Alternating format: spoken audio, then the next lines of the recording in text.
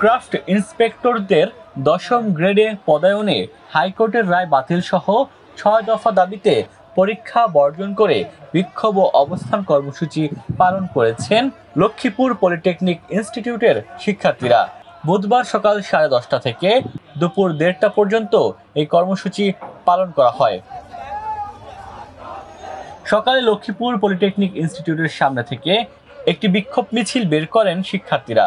মিছিলটি শহরের গুরুত্বপূর্ণ সড়ক প্রদক্ষিণ শেষে জেলা প্রশাসক কার্যালয়ের সামনে অবস্থান নেয়। এ সময় শিক্ষার্থীদের বিভিন্ন স্লোগানে মুখর হয়ে ওঠে জেলা প্রশাসক কার্যালয়।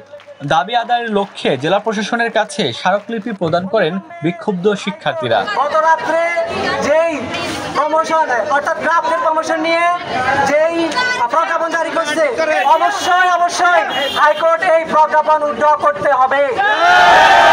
দ্বিতীয় দাবি হচ্ছে ক্রাফট ইন্সট্রাক্টর পদমান পরিবর্তন করে ল্যাব অ্যাসিস্ট্যান্ট, কারখানা সহকারী অথবা ওয়ার্ক খালাসি অথবা অন্য যে কোনো নামকরণ করতে হবে।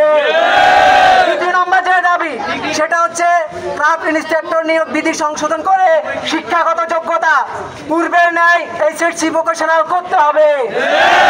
4 নম্বর যে আন্দোলন, 4 নম্বর যে দাবি সেটা হচ্ছে 2021 সালের নিয়োগপ্রাপ্ত সকল নন টেকনিক্যাল ক্রাফট ইন্সট্রাক্টরদের পলিটেকনিক ইনস্টিটিউট থেকে হটাতে হবে এবং এই সেক্টরে অবশ্যই টেকনিক্যাল ব্যক্তিদেরকে নিয়োগ দিতে হবে। 5 নম্বর যে দাবি আমাদের সেটা হচ্ছে শিক্ষক কর্মচারীদের নিয়োগ বিধি সংশোধন করতে হবে। শিক্ষার্থীরা জানান 2021 সালে সম্পূর্ণ অনিয়ম করে নন টেকনিক্যাল ক্রাফট ইন্সপেক্টরদের পলিটেকনিক্যাল ইনস্টিটিউটে এবং টেকনিক্যাল স্কুল অ্যান্ড কলেজে নিয়োগ করা হয়।